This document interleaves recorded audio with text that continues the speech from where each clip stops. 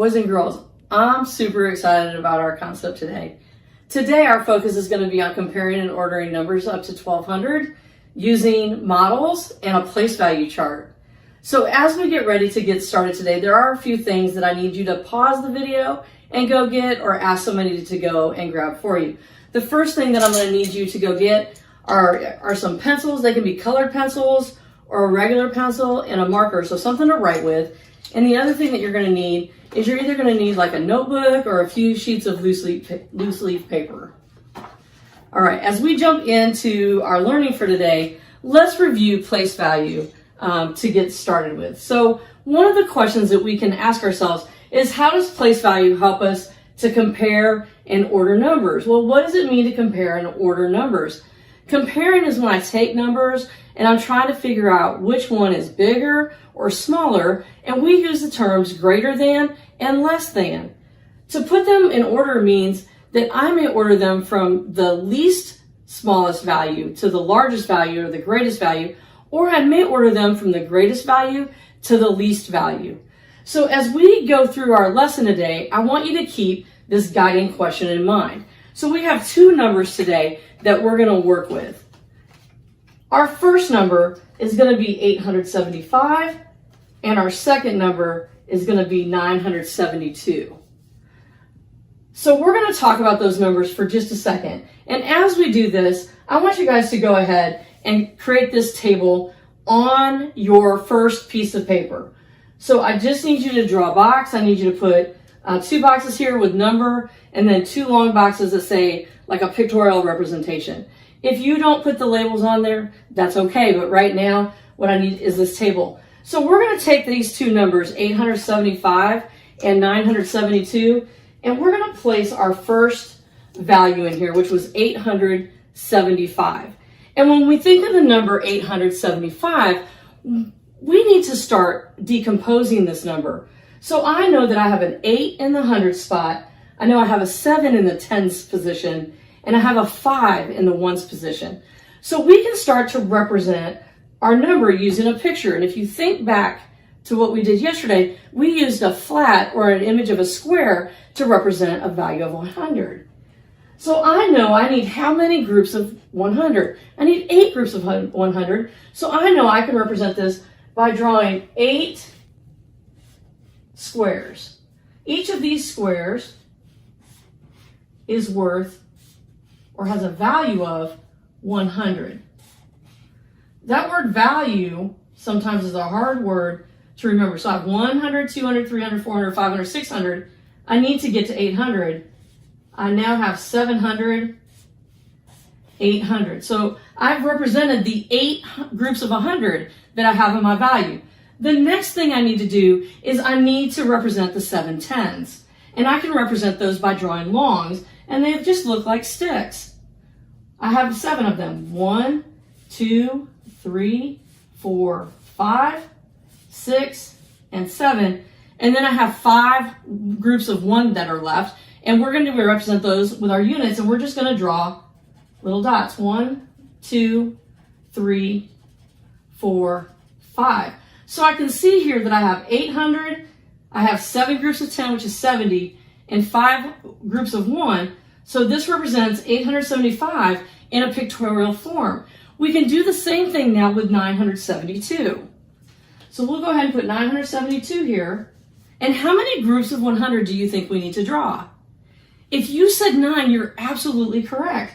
So we're going to draw those 9 groups of 100, 100, 200, 300, 400, 500, 600, 700, 800, 900. Now, let's go ahead and continue. What do we know? We know that we have 7 groups of 10. So we're going to draw those 1, 2, 3, 4, 5, 6, 7. And then I have 2 groups of 1, which are going to represent with my dots. So I have 972. So when we go to compare numbers, remember, boys and girls, that when we go to compare numbers, we always begin in our largest place value. Our largest place value today is in the hundreds position. So I can start to compare there. I have 100, 200, 300, 400, 500, 600, 700, 800. I have 800 or 8 groups of 100 here, and I have 9 groups of 100 here. Well, what does that tell us? That tells us that 875 is what? It's less than 972, and I can represent that in symbols, that 875 is less than 972. How do we know that? We know that because there is one fewer group of 100 in 875 than there is when I have 9 groups of 100 in 972. So we could also represent this in one more way. We could say that 972 is what, boys and girls? If you said greater than, you're correct, is greater than, what's our number? 875. So what do we know? We know that 972 is greater than 875. So let me just caution you. Sometimes we want to start in the ones position, and that will throw us off. So think about, do I want to compare 2 cents or do I want to compare $800 versus $900? You always want to start with your largest place value position. So as we start to think about how now can we take our comparison and how do we start ordering numbers? That's going to be our next step. So let's get ready to transition into our Let's Learn section. All right, boys and girls, we have just reviewed how to compare 2 numbers that are 3 digits, okay? So now let's get into our learning time. So you guys can see I have a couple of anchor charts here that I've created. And the first one that I'd like you to create is a pictorial representation one. It's just a big rectangle and then divide it in half. And what we're gonna do is we're gonna take a look, while you guys are drawing this, we're gonna take a look at 2 different values that my son gave me today. And he said, Mom, do this when you're talking to the kids today. And I said, all right. So the first value is 1,101, and the other value is 1,011. And as we can see, we are going to compare 4-digit numbers at this point. So let's get started. We are going to compare, our first number that we're going to compare is 1,101. And so what we want to do is we actually want to draw our representation of this to get started. This is going to help us start to be able to picture what we're doing and be able to compare these 2 values. So I have 1,101. So I have one group of 1,000. Now these people tell me are kind of tricky to draw, but we're going to go ahead and try to do one. Let's draw a square. And then what we're going to do is we're going to draw this little L that's on the back side, and then we're going to be able to connect these. And we know that that represents a value of what? This represents a value of 1,000, okay? How many hundreds do we have? We have one group of 100. We're going to represent that with our square, and we know that's a value of 100. And then do we have any tens? No, there's nothing in the 10 spot. There's a 0 there, and we know that the 0 is acting as a placeholder in the tens position. So the last digit we have is the digit 1, which is in the ones place, and we're going to go ahead and use that. And we're going to use, remember, we're going to use our dot, and that has a value of 1. So what's our second number that we have? Our second number that we had was 1,011. And when we start with the 1,011, we also need to represent this number using our pictorial representations. So let's start. What do we have? We have 1,000. So we're going to draw our thousands cube. We've got our thousands cube, so we know we have 1,000. This time, do we have a value in the hundreds place? We don't. So that 0 acts as a what? It's acting as a placeholder. So we're going to go to our tens position, and we're going to draw 1 long. That represents a value of 10. And I can see in my ones position, I have another 1. So we're going to draw a pictorial representation of that 1. So this is where we are right now. We have drawn our pictorial representation of 1,101 and 1,011. And as you can see, as we started to draw our representation, we started in the largest place value position. And we're going to do that as we continue to create our place value chart. So as we continue, we're now going to bring these values over and represent these in our place value chart. So let's start with 1,101. We know that we had one group of 1,000 in the 1,000 spot. We had 100 or one group of 100 in the hundreds place value. We had no tens, so we're going to use the 0 as our placeholder. And we had one group of 1 here. So now as we continue to build, I can see my 1,101 here. That matches the pictorial representation and matches my standard form. So now let's look at our next digits, our next value. Our next value is 1,011. And I've represented that using base 10 models. And now I'm going to use digits to help me represent how many of each of those blocks I have in each of these place value positions. So how many thousands did we have in 1,011? We had 1. How many hundreds did we have? We did not have any hundreds, so we're going to use the 0 once again as our placeholder. We had one group of 10 and we had one group of 1. So we are going to see here that I have 1,011 is now broken down into my place value chart. So let's go ahead and start to compare. So which place value position, boys and girls, are we supposed to start in? If you said the thousands position, you're on top of it. So when I look at the 1,000 in 1,101 and the 1,000 in 1,011, I can see that these two digits are equal to each other. And because they're equal, I cannot use them to compare. So let's go to the hundreds place. And what do we notice here? We notice that we have 100 and we have nothing. Now I can make a determination. I know that 100 is greater than no hundreds. Therefore, I know that 1,101 is greater than 1,011. So we can use these same cards to now write out our explanation. So boys and girls, what do we know? We know that 1,101 is greater than 1,011. And we can also put that into words, which is 1,101 is greater than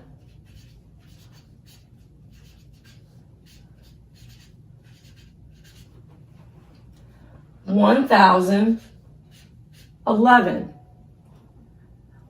I'm going to give you guys a minute to go ahead and copy this down. And as you guys are doing that, we're going to go ahead and transition to now being able to order numbers up to 4 numbers that are 4 digits each. Now that we've compared numbers, now we're going to go ahead and we're going to order the following numbers from least to greatest. So Cooper gave me some cards to get us started. The first value he gave me was 1,078. And we're going to go ahead and put that right here. The second card that he gave me had the value of 1,103 on it. The next card he gave me had 829. And the next number he gave me had 1,072. So go ahead, boys and girls, and start to draw your pictorial representation chart and plug in these 4 values. We're going to give you just a second. You can pause if you need to.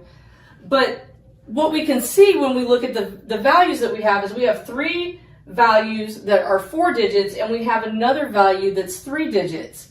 So let's keep that in mind as we start to work with ordering our numbers. So our first step again, boys and girls, is to go ahead and represent each of these numbers using our pictorial representation of base 10 blocks.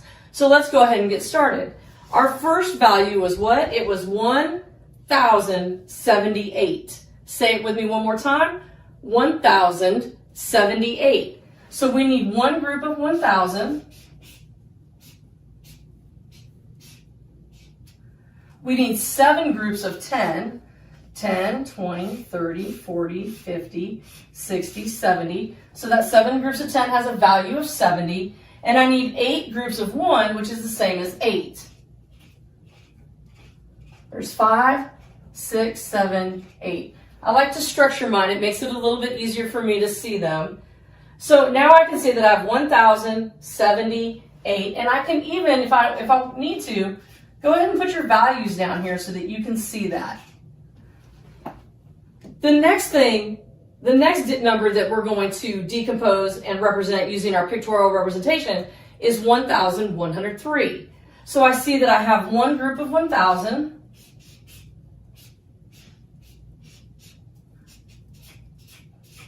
I have one group of 100, which is one flat.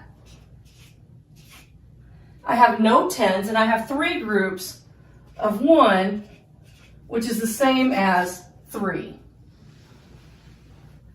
My next value is 829. Let's decompose the 829. I have 8 groups of 100, so I need 8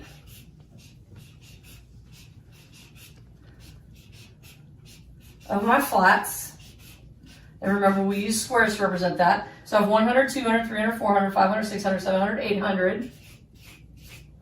I have 2 groups of 10, which has a value of 20. And I have 9 groups of 1. And the value of 9 groups of 1 is 9.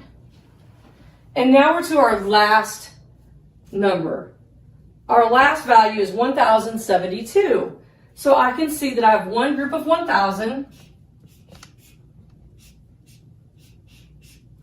I have no hundreds. I have 7 groups of 10. What was the value of 7 groups of 10? It's 70. That's right. It's 70. So we have 10, 20, 30, 40, 50, 60, 70. And I have 2 groups of 1. So I have the 2, and remember that's 70. So now, boys and girls, we have decomposed and we can look at our pictorial representations. And you start to notice a few trends. We're going to need that when we go into comparing and when we go into ordering our numbers.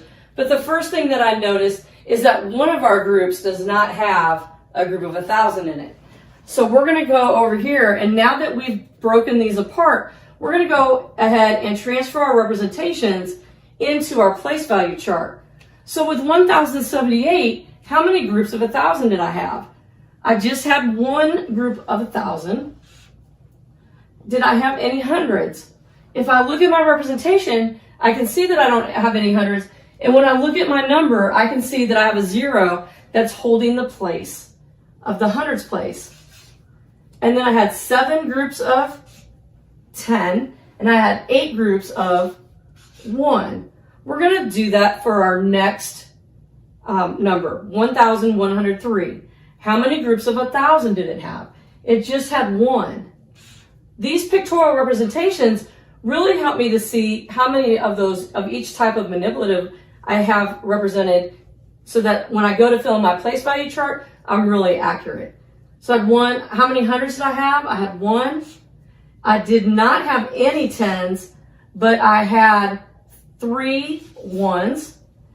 And now I can go here and look at 829. Did I have any thousands? I didn't. No thousands. I'm not going to put a 0 there, but I'm going to go to the hundreds place, and I do see that I have 8 groups of 100. I have 2 groups of 10, and I have 9 groups of 1.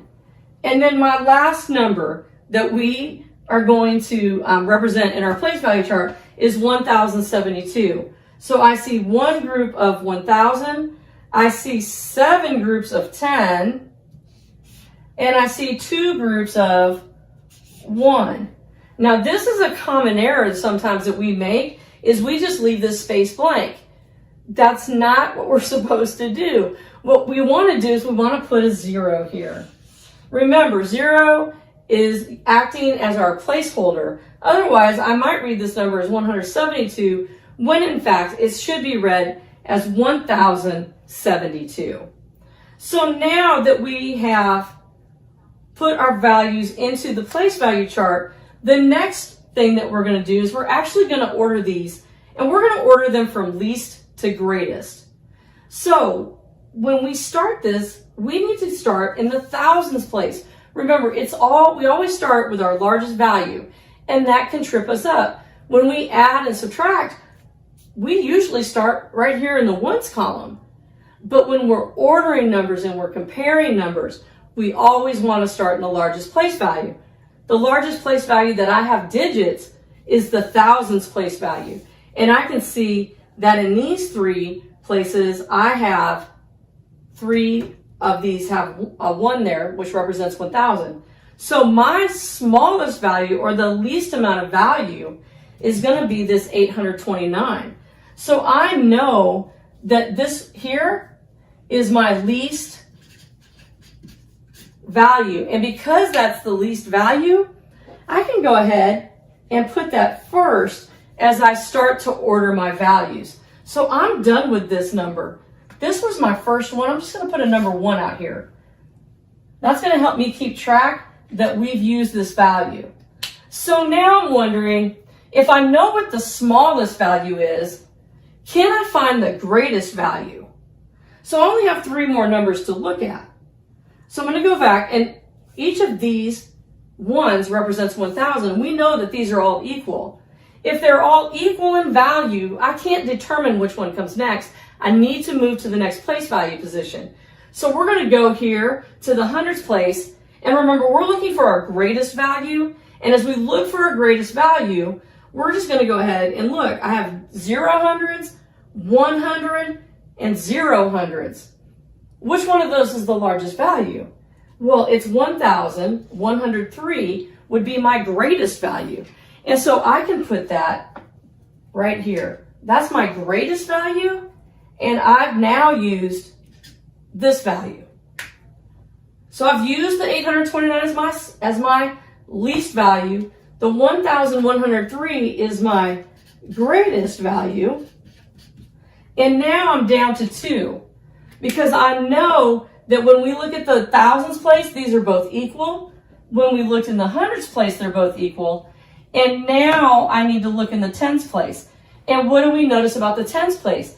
Each of these values has a 7 in its tens place. If they're both 7, they're equal, and I cannot make a determination. So I now need to go to the ones column, and I'm looking for this next smallest value. Okay? So between 1,072 and 1,078, which one has the smallest value in the 1 spot? Because all of the other place value positions are equal in value. If you said 1,072, you're correct. 2 is less than 8, and 8 is greater than 2. So 1,072 is going to come next, and 1,078 is going to be in the 3rd position. So let's make sure that we're in least to greatest. We have 829, we have 1,072, we have 1,078, and we have 1,103.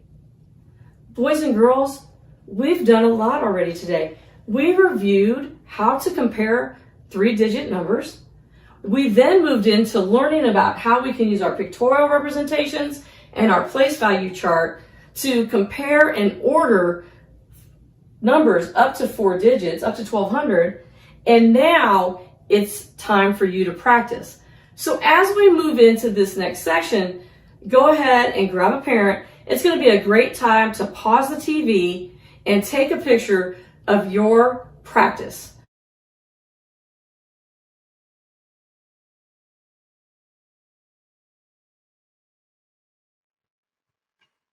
Let's practice.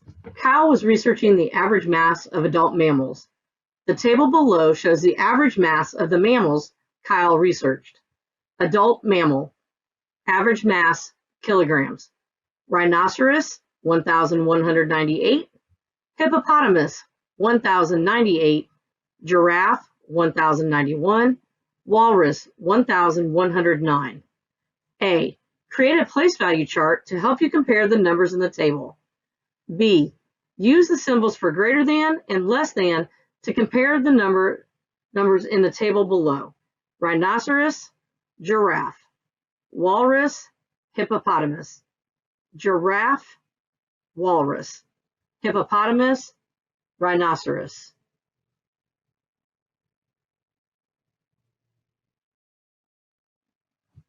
Let's take a look at our second problem. Look at this table. Adult mammal, average mass, kilograms. Rhinoceros, 1,198. Hippopotamus, 1,098. Giraffe, 1,091. Walrus, 1,109. Answer the following questions. A. Which adult mammal has the least average mass? Explain how you figured this out. Which adult mammal has the most average mass?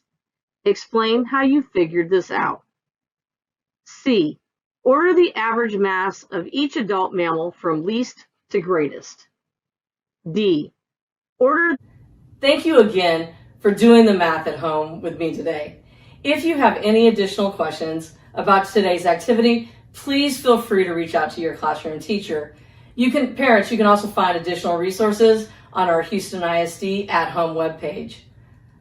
My name is Tracy Fox, and I hope that you have an amazing math day.